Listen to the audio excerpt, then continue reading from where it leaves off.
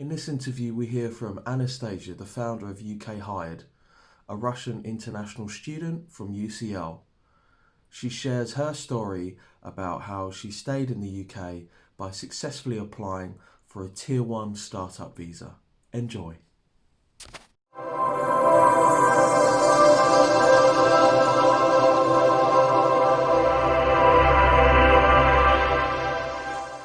Hi Anastasia, great to see you. Hi, Mike.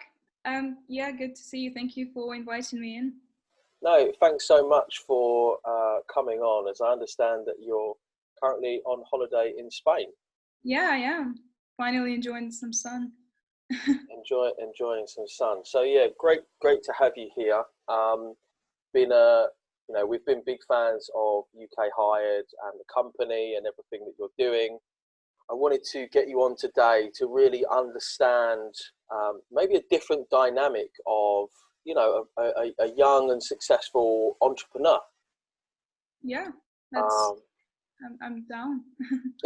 okay, cool. So yeah, it's kind of a different tack. So let's start with today and where you are. So tell us what you're currently doing. Tell us about UK Hired. Okay, so my name is Anastasia, as you said. I'm running UK Hard since March.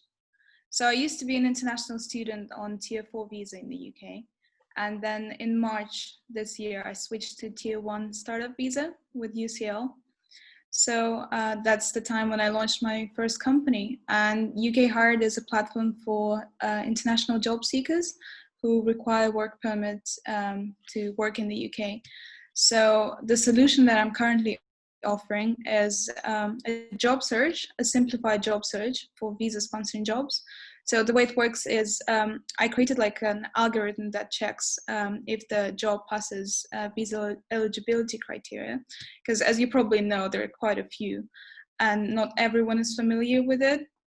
So like the usual process like requires you to go over the government, PDF files, check if the company has a sponsorship license, check if if the salary is appropriate, all these kind of things. And it usually takes around like 5 hours just to find a job that you can apply for that qualifies.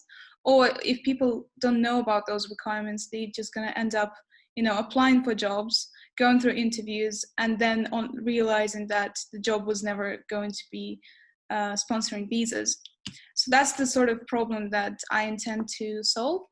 And I currently have not too many jobs on my website because of coronavirus that kind of really destroyed the market. But yeah, like all the jobs that I have on my website, they've been verified, and some of them explicitly say that they're willing to sponsor people from overseas and like sponsor their visas, but most of them checked by the algorithm and by me as well. So yeah, that's the sort of thing I'm doing. And we also like our main company aim, I would say, is to connect like talented global people with UK employers, because I also realized that in the UK, like certain professions are in a shortage of occupation because there are not enough local candidates who can do the job. So I want to simplify this process of connecting UK employers and global people and sort of like facilitate this. Yeah, that's wonderful. I think it's as we've spoken about before, it's a fantastic technology solution, and there's a real need for something like that. And I think you're slightly unkind. I mean, there are about, I think at last pass, I think there are about 658 jobs up there, Yeah. maybe a few more. But I thoroughly enjoyed it, and I think it's it's only you're fresh out of the ground as well. So every time you're improving, you're adding things to it. Really enjoyed the FAQs up there as well. So Actually, yeah. we are uploading new jobs every night. So the way it works is the crawlers check jobs all around the internet, and every night we get new jobs. So the database gets frequently updated, and we also remove the old jobs. So yeah. Yeah, because just for a little bit of background, big job boards not particularly helpful. Indeed, monster total jobs, they're too big. Then you might have you know, your kind of your target jobs, your student circus, but student circus is maybe not open to all, and probably has not got the, I'd say, the friendliest user interface. And then target jobs. I actually do like student circus. Is Okay. that the only problem with student circus that I see is that it's exclusive to students of UK universities. And I wanted, the way I view my product is that I not only focus on international students who are already in the UK, but also international professionals who are, you know, 10 years ahead, like in their career, and they want to relocate to the UK and they have no idea like where to begin. Because for those people, there's absolutely nothing on the market. Like, as you said, Student Circus, they've been around for like a couple of years helping international students. But imagine like you know, you live in, let's say, the US, right? You have the skills, you have the language, you have everything, but you don't know where to begin. And you go on Indeed and you search for jobs. There's so many jobs, and you just apply for them thinking that, you know, you can take any of those jobs, not knowing that there are certain like visa immigration rules. And if you just want to, you know, move to the UK, like you don't want to also be reading like so many government, you know, PDFs and stuff. You just want a simplified search. So that's what I'm providing. Let's kind of rewind. So you've got this fantastic product. You're on a tier 1 visa. Tell us about what you were like growing up and what your progression was like from, you know, a young girl up to where you are now. So I come from a small town in Russia. It's quite difficult to pronounce for non-Russian speakers. It's called Nizhny Novgorod. I'm going to challenge you to repeat it. So I don't know, I was always like a curious child. I was always like hungry for knowledge and always kind of like looking for new challenges and stuff.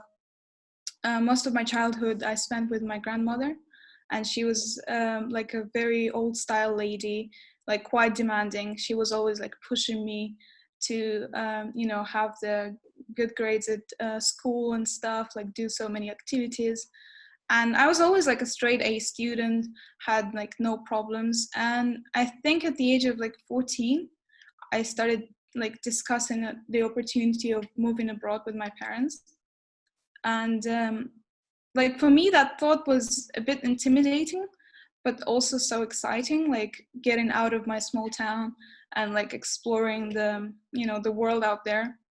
So my parents, they always believed in me, and they were always like encouraging me to be independent. So when I turned 16, just like the summer I turned 16, they're like, okay, you're going to the UK. There's your plane ticket. Oh, wow. And you go. You know, I only had like one suitcase and my plane ticket, and I was just going. And before I moved to the UK, I've only been there once. And I spoke, like, I thought that I spoke good English, but, you know, living in Russia, not having any experience of like communicating with native speakers and only getting like the Russian version of English language was not enough. So I don't think I knew what I was getting myself into, but I went with it anyway. And yeah, I went on my own. I flew to London and I stayed in the hostel, and I was like, yeah, so this is where it begins, like the new chapter of my life. And at the time, I didn't know if I wanted to stay or, you know, finish university and go back to my country. I didn't know that. All I wanted was just like to try something different and like challenge myself. So I got into sixth form degree, sixth form college, I meant to say. And everyone was telling me that I should have gone for GCSEs, but I didn't want to lose another year of school. I wanted to go straight into A levels. And everyone was telling me like, it's very challenging, you know, like the education system is very different from Russia. Like you don't know the language that well. And I was like, no, I'm gonna go and do it. I was always like, you know, crushing it. And it turned out to be really hard. It turned out to be very difficult. I stayed in the boarding school and I was struggling with understanding accents. We had some people from the north and I couldn't understand them at all. Like the first couple of months, like they were asking me simple things like, can you pass me a fork or something? And I wouldn't know what they were saying. And I felt like so stupid, you know? So yeah, I was struggling with that. And that was like a huge learning curve for me, because not only was I living on my own for the first time, I was also like learning the new language and like doing those like hard subjects. And yeah, so to be honest, I didn't do that well on my A-level exams, because as I said, I was struggling. And for me, that was like the first sort of, I don't know how to say that, fall. Like I didn't expect, like coming from my background and having like all straight A's in Russian school, being so ambitious and stuff. And then I get like BCC for my A-levels exams. And I was like, no, that's not me. Like I could do so much better. So I got very competitive and I got into university. And I was like, now I'm going to crush it. I'm going to learn the system. I'm going to do well. And yeah, at first I thought that I would do career in science. I wanted to do political science. And in my bachelor's, I did international relations and sociology. So that's when I started like creating new opportunities for myself, like talking to my lecturers, doing all sorts of like work experiences and stuff.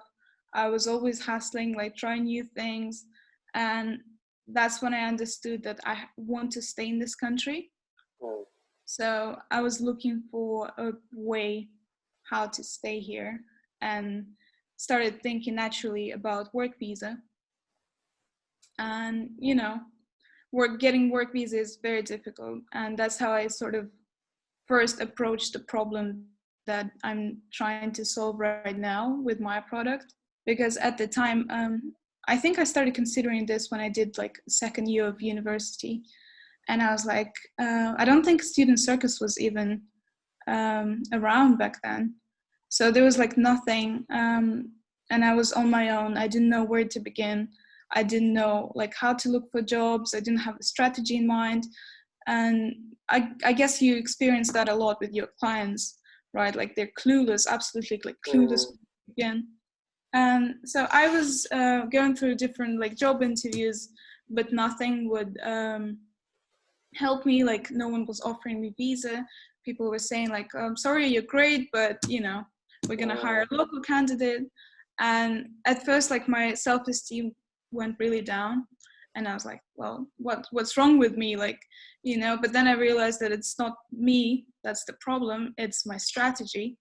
So I sort of like I started reading all those documents, like going you know, studying the immigration system and really trying to take like a smart approach to it.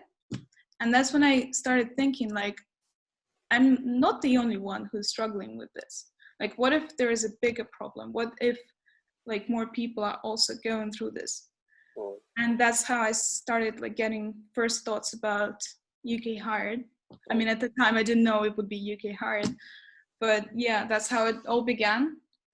So I still wanted to pursue political science, so I went to do political analysis at UCL as a master's degree.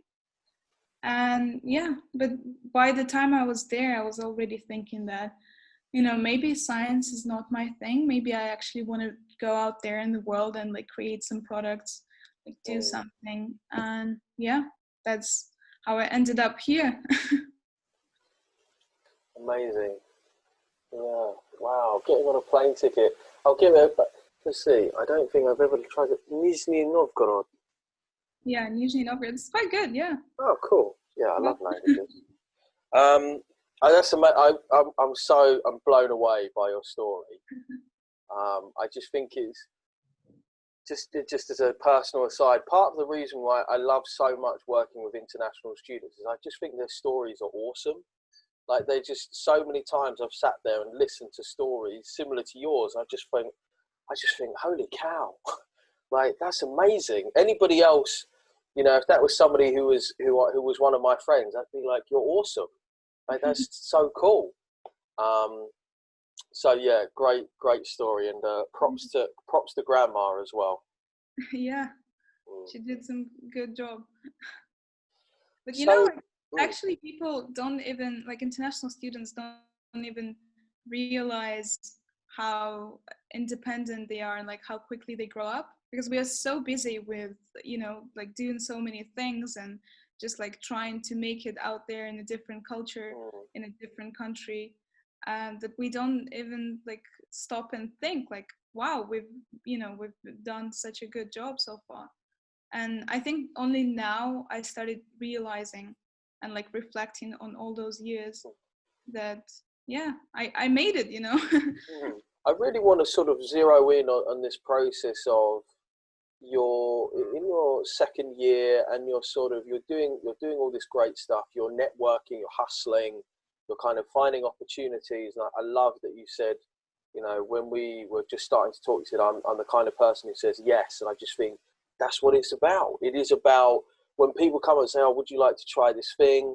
But just, I really want to think about this. So you're at UCL and you're like, do you know what? I'm not going to get a job. I'm going to create jobs. I'm going to become an entrepreneur.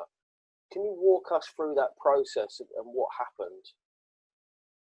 I actually I remember it quite vividly, because I was, as I said, I'm on holiday right now, and we usually go on holidays with my fiance. We're driving from the UK to Europe somewhere, and I remember we were driving, and like it's a very different feeling when you're going on a road trip, because you're like, there's only road and you and your thoughts, so you can really kind of like I don't know, go on different mental journeys as well. So I was thinking and like telling him like, oh, I've been thinking about like creating this product, like what do you think? And he was like, yeah, that's awesome, like that sounds great. And I'm like, I'm not sure, like I'm not an entrepreneur. I've never considered like going out there and like doing something. I always kind of had this system, like how you go to school, then you go to university, then you get a job, and that's how you move on like with your life. So I never considered like going the untraditional way. And my dad is an entrepreneur, so I can't say that I didn't have like a role model. But also I kind of grew up in a very patriarchal family. So my mother and my older sister, they never worked. They're real housewives, they stay at home, they take care of the kids. And I never considered like, being a female entrepreneur and like going for it. And I'm very grateful for my fiance, like for encouraging me to do it. And he was like, you can totally do it. Like you have all the skills required for it. You just have to believe in yourself and like go for it. So I was like, yeah, well, maybe you're right. Maybe there's some truth in it. So that's how it began. I don't know, like drafting the website and like thinking of all those features and stuff. I still had my doubts. I'm not gonna lie to you. Like I was at the moment, because when you apply for jobs, like if you want to get visa and you're an international student, you have to start like a year before, right? Like you can't really do it like a month before your visa runs out, right? So I stopped applying for jobs like 6 months before my visa was running out. And I knew that I wanted to stay in the UK, because by the time I already had a dog here, I've had like all my friends were here, everyone was here. So my life was really in the UK, and going back to Russia would mean like losing all of it. And I knew that like I was taking a big risk, because what if my idea is not supported by my university? What if they think that there's nothing to it? What if they don't sponsor my startup visa? So I was really sort of like risking it all. But then I decided that it was still worth it. Like if I can, that would be an amazing journey, and I just have to go and like take this opportunity. Because if I didn't, like I wouldn't have known, like I'm still, when I was applying for my visa, I didn't know that I would be like a business guru or something. I just decided that you either try it or just regret it. So that's how I kind of that's the approach that I took. It's just a sniff test. So it's just thinking you really accurately described that difference between regret and not even failure, because it's just a lesson. I mean, ultimately, what's the worst? What I always tend to think about entrepreneurial ventures is, what's the worst that can happen? It doesn't work. So what? So you go and do something else. You'll definitely learn a lot though while you're doing it. Startups fail, yeah, but it's still, it's a great learning curve. I'm so happy that I decided to go for it. And even like the whole application process, like it seemed so difficult at the time, but now looking back, I was like, yeah, piece of cake, it's quite easy. Because when you actually go for it, it's not as scary as it seemed. We can segue really nicely onto the next question, which is, talk to us about the process. So you've got this idea, you're having this wonderful conversation with your fiance. He's super supportive. He's like, you can do this. So then you're like, okay, I've got 6 months left. I've stopped applying for jobs. So walk us through the process of applying for a tier 1 startup visa and what happened. So at the time, you probably remember that before they introduced startup visa, they had graduate entrepreneur. And the conditions were slightly different. They've introduced with the startup visa, they introduced this criteria that you have to, your idea has to be innovative and has to be financially stable and all these sort of like things. So I started this time, I knew that I had to read everything and like really educate myself on this whole visa thing. So I began reading all these documents, like reading. There are not a lot of like, startup stories or anything. So I'm happy to share my journey. Maybe it will help somebody, because at the time I couldn't find any resources or any articles or anything. So I started reading through this, and they had like a list of sponsors that can like sponsor your visa, and it can go like 2 ways. You can go with your university if you graduated from a UK university, or you can apply with like different accelerators and stuff. So I checked that my university, UCL, had a license, and I've booked an appointment with a business advisor. And at the time, I didn't have like a clear idea of how my product would look, or it was just like, like a draft, a very basic like draft of what I was gonna do. And we had a one-to-one conversation for an hour or so. And he was like, I can see that you're driven, that you have a good idea and you can make it work. You still have to tailor it. You still have to think about all these little details, So I came home and I started like, planning it. And at the time I was writing my master's dissertation and I was kind of busy, but I was still like every day, I would like sit in the evening and just like draft some things and like do some little research. And I think like I don't have any sort of business background, so I was always more into like science and stuff, but I feel that those skills that I learned during my university years of like research, they really helped me, because I was digging deep. I was like really studying the problem from different angles, and that's how I started developing the the idea.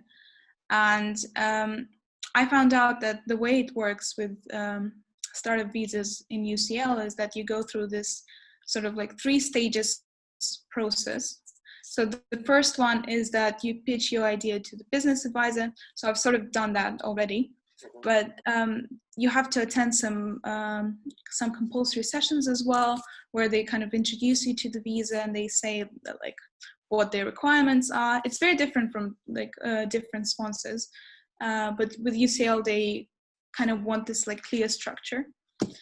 And then the second part was doing the business feasibility plan, which is almost like a business plan, but if you haven't really started, like, you don't have an ability to test your idea, because when you're an international student, your visa prevents you from doing any sorts of business activities.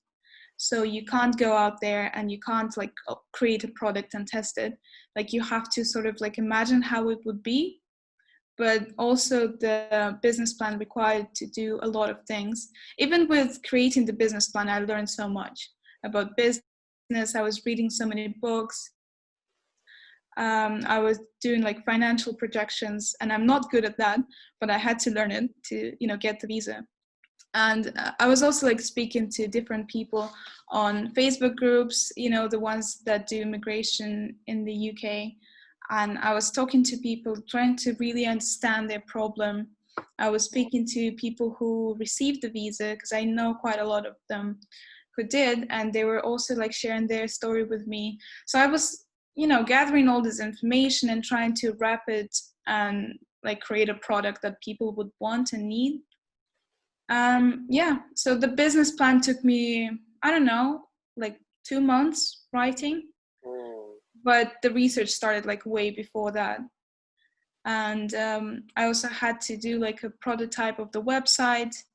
And yeah, that was a lot of fun. Like even writing the whole business plan was like telling your story and putting your ideas on paper, like making it very real. And after that, they took a month to consider the business plan, and my visa ran out at the time. So like my fiance was driving me to the airport, and I had no idea if I was going to come back or like when I was going to come back. Wow. So I really packed like all of my stuff, and this was kind of, like a full circle of me going to the UK with one suitcase and then like leaving and not knowing what's going to be out there for me. And by the time I had been living in the UK for like 6 years, but these were very fundamental years for me. So I had almost like lost all my Russian friends, so I really had like nobody out there for me. And I was like, well, it either works out or I'm screwed. Like, So yeah, I was just in Russia, always like checking my email, because they didn't tell me like the exact date, but they're gonna go back to me. So I was just there, hoping that my idea works out and everything is great, because they do say that they reject quite a lot of, startup ideas. And then one day I just got an email from them saying that I've passed this stage, and the next stage would be an interview. Like it was like a panel interview where you pitch your idea once again to a panel of different like business advisors and people who work at UCL entrepreneurship community. So I was like, cool, I'm very down, I'm happy, I'm finally I can finally get back to the UK. But even at that stage I was uncertain if they're gonna pass me, because I was always having those sort of self-destructive thoughts, saying that, oh, maybe you're not good enough. You don't have, business background. You don't have what it takes to be an entrepreneur. Like I was always having this, thought distractions. But I still went for it, and the interview went really well, actually. It was supposed to be like a 10-minute presentation followed by Q&A. And then they only had 3 questions for me. So that was like a sign that, they really believed in what I was saying. So I spoke with some other founders who were like, oh, they were grilling me. They were really testing my ideas. Like they didn't know what I was explaining to them. They didn't get the problem. And I was like really happy that I managed to get my point across and like get them, on board with my idea. So after a couple of days, they told me that I passed the interview and I can apply for my visa. But then coronavirus happened.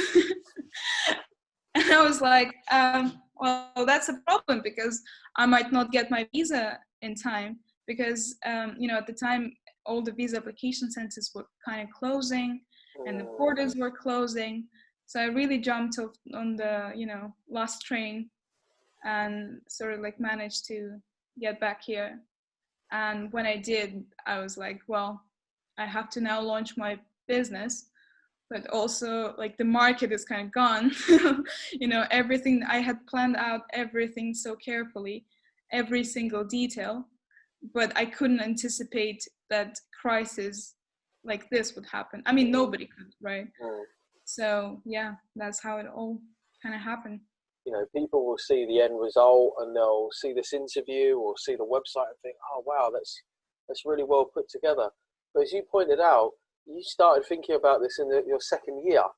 So what? That's almost 3 years of really. There's a lot of thought. You touched a good point, which was some years ago. I went and spoke to a number of different companies who were looking at investing in young entrepreneurs. It's really interesting. It was, and I listened to lots of different ideas, and what they mirrored, which is completely sort of the opposite to what you did, is that a lot of people feel like, oh, I could get a tier 1 startup visa as like a quick fix, but it's a tremendous amount of hard work that goes in. It took you 2 months to write your business plan, and of course, for a student who's just going to make up some, you know, not very impactful idea, it is challenging. But yeah, I mean, people are willing to take risks on, you know, proper solutions to proper problems. I mean, you know, with any product, like sometimes people like don't really understand how much thought people, like the founders, put into this, because it looks so simple. That's how you actually know if it's a good product, if it feels natural, you know, if it feels like, yeah, that's how it's supposed to be. Like I'm surprised there was nothing like this before. But yeah, like, you know, many people get these ideas, and I'm not saying that, you know, I created like the new Tesla or something, right? Like the idea for launching my business is quite obvious because the problem is well known. And I'm sure many people actually considered doing something similar, but then they never went with it, you know? It's also having the courage to do it. And actually, as I was doing the interviews with people like potential customers and people who got their visas, I've spoken to some people in those Facebook groups that you also know. And people were saying to me like, oh, I've actually thought of doing the same thing. I mean, it's good that you're doing it, but I've also considered that. I'm like, cool, but why didn't you do it? You know, like, just go for it. Yeah. And I think you're absolutely spot on, because it should be simple. Like, as soon as I saw the site, you popped up in one of the groups, and I always read the groups because I always want to know what you're thinking. I always want to know what international students are thinking. Anybody who's not reading what the marketplace is saying is not answering the marketplace. And I went and had a look, and I just thought, this is it. Like, this is great. And it was so simple. I just thought, whoever this is, I want to speak to them more, because you're exactly right.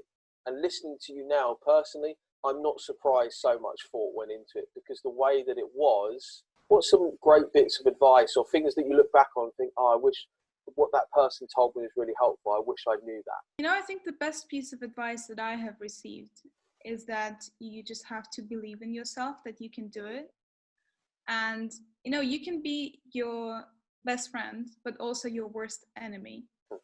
And for me, I'm always like, I'm always striving for perfection. And actually, I feel like being an entrepreneur, I'm trying to fix that issue. Because, you know, sometimes people say that, oh, like being a perfectionist is great because you always kind of like think about these little details and you do your work as best as you can. But also it's a very like damaging thought, because sometimes you're just like, oh, you know, I can't make it great, so I'm just not going to do it at all. Or you're thinking that, like, I don't know, I don't think I'm up for it. So if you believe in yourself, if you believe that like nothing, as you said, like nothing wrong can happen, even if you fail, that's okay. It's still worth trying. That's the best thing. And another piece of advice is that don't always look for opportunities and like wait for opportunities. You have to also create opportunities for you. Because even as I said, I kind of failed my A-level results, so I didn't get into like a Russell Group university. I still went to a good university. It was City University of London. So it wasn't like the top uni, but things that I learned there and like people that I've met there is just like incredible. And also, I know some people, like my classmates, people who were in the same boat as I was, they're like, oh, always complaining about the university, like, oh, the university is not like giving us enough resources or something. Oh, it's not good as LSE or like UCL. But for me, it was great because I was creating opportunities for myself. Like I was going, and like trying to meet lecturers. I was actually, that's how I landed like my first 2 jobs. I was a research assistant to one of my professors, and that job didn't like exist before. I just asked for it, and I'm like, I can do this and that, maybe I can be of any help for you. And they're like, yeah, that sounds good. And like because nobody had approached them, that's how I landed the opportunity. So I think, it's beneficial for anyone, not just entrepreneurs, but for entrepreneurs as well. Like you have to have this mindset that you just, even if there's nothing for you, even if it seems like you're in the worst possible scenario, like there's still way out, and there's still like opportunities that you can create. So you just have to be you just have to believe in yourself and do the thing that you want to do. Yeah, fortune favors the bold. Yeah. And I tend to find that I'm really proud of my failures, because it makes me who I am, and it gives me the sort of understanding that really, so what? Like you were saying about with your grades, so what? I mean, now looking back at it, it's just a blip. But it's something that's character building, that made you kind of go, that is not a standard that I am satisfied with. I wish to up my game and go to a different standard, and here you are now. Yeah. Also, like your failure doesn't define you. And I feel like it's a very kind of therapeutic process, imagining the worst case scenario happening, and then how do you feel? Okay, like you failed, like it's the worst, like you've hit the rock bottom. Now what? Like you still kind of find out that like the life goes on, and also you realize that even if like you give a horrible presentation, you are the only person who's gonna get like obsessed over it. Like other people would forget your failure like 5 minutes, because we are so self-observant, and like like people don't notice if you make a mistake. Like it's only you. And as I said, like you can be your best friend or your worst enemy.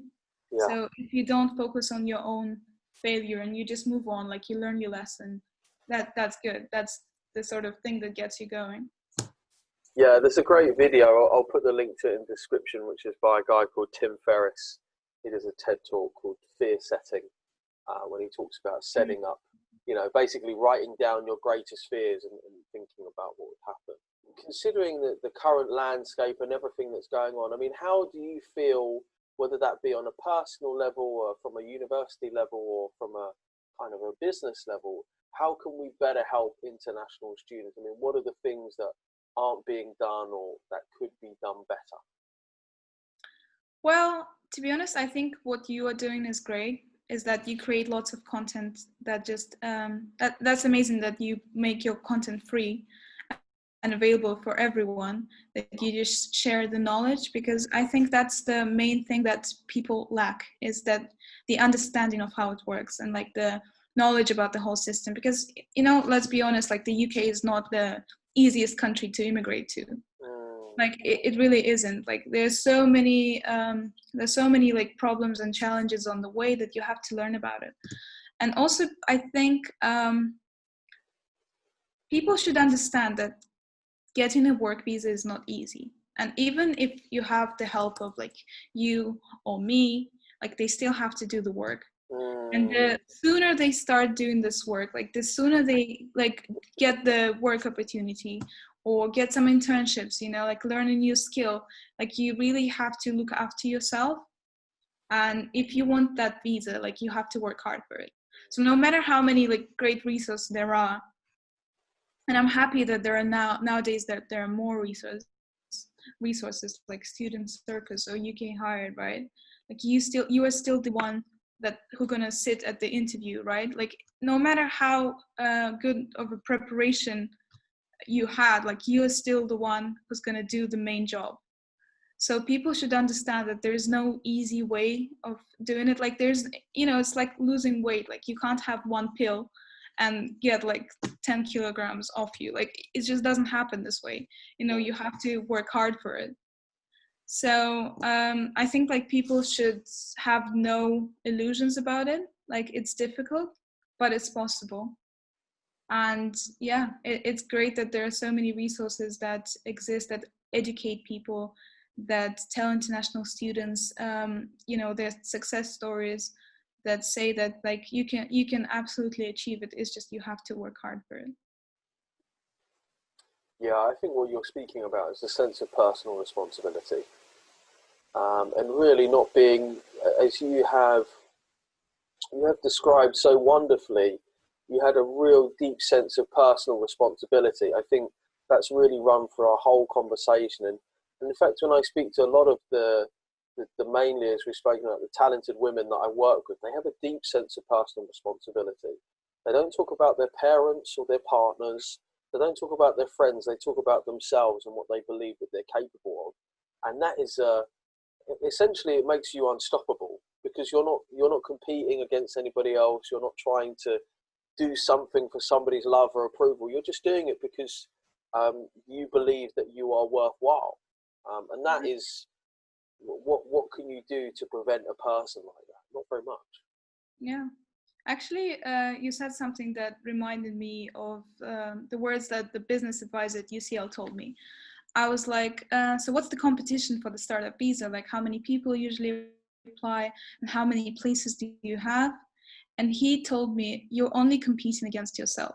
Like, if your idea is great and we have, many amazing applicants, we can apply for our license to be extended and get new people on board. Like, we will do our job. Like, we want to encourage graduates who want to be entrepreneurs. So the only person you're competing against is yourself.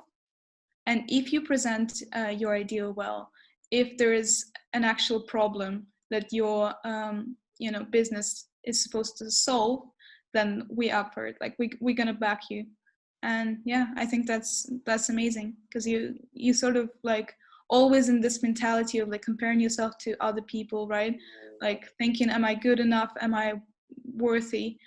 But truly, like, you're not competing with anyone else but yourself. What's the best piece of advice anyone's ever given you that just really sticks in your mind, or maybe you bring it up when somebody asks you for advice or for help? I think this has been like a theme of this conversation, is that you just have to believe that you can achieve anything. And like, you should try. And I believe that we only live once, and like we can do so many things in our lifetime. And it's okay if you are young and like you are uncertain of what you want to do. Just do everything, because as I said, like at some point of my life, I believed that I wanted to be a political scientist. I was writing like research papers. I was really into it, and I was genuinely passionate about it, like it's not like I was faking it. But then I was like, you know what, I actually want to go out there and create something in this world. Like, I don't want to be sitting and like spending all my lifetime writing papers in the library. I actually want to create something. And I was like, well, now I'm an entrepreneur, and why not? Because I can. And I didn't have any MBA, or I wasn't even an avid reader of business literature. I'm usually into like politics and psychology. And even like right now, I'm not sure if I'm going to be an entrepreneur for all the rest of my life. I'm actually considering doing a second degree in psychology, one day. So it's just, yeah, I think that you really have to go on and explore as many opportunities as possible.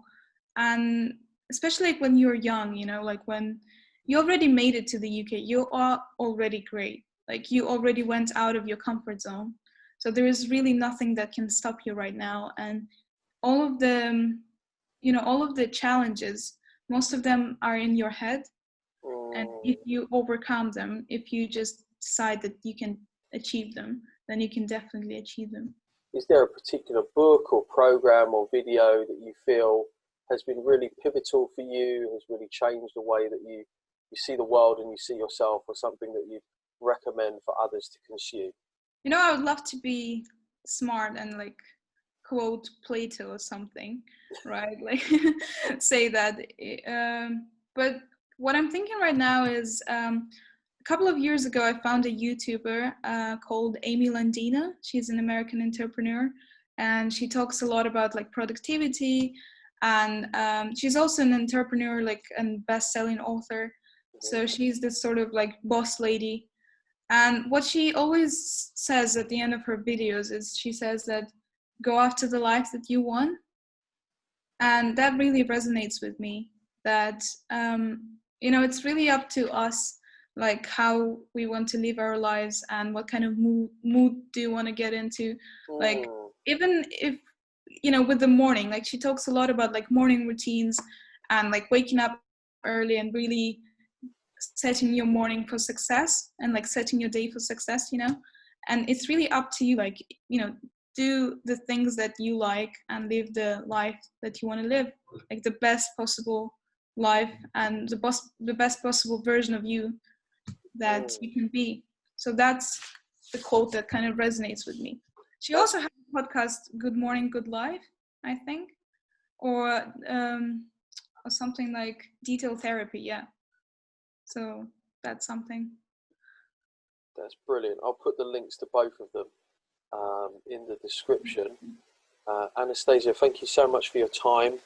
It's been absolutely wonderful, and I just love speaking to young people, because I just feel like I just feel inspired and motivated by everything that you said. So we look forward to all your success and seeing UK Hired blossom and be the word on every international student's lips. Thank you. Thanks a lot for inviting me. And I hope I hope I managed to get my point across, and I hope I managed to, describe my journey, and maybe somebody who's also considering to run their own business or considering to stay in the UK and get the work visa, they would, get inspired as well.